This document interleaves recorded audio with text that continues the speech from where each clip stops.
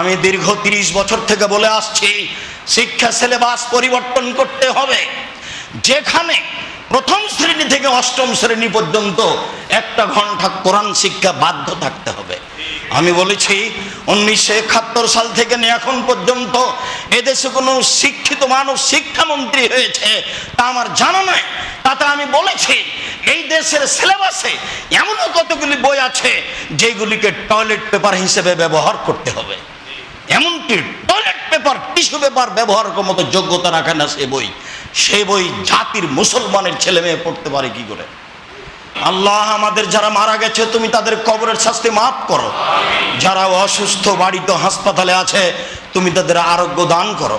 যারা আমরা বেঁচে আছি তুমি তাদেরকে তোমার রাসূলের পদ্ধতি অনুযায়ী চলার তৌফিক দান করো। তুমি আমাদের সুশাসক দাও, তুমি আমাদের দেশের নিরাপত্তা দাও।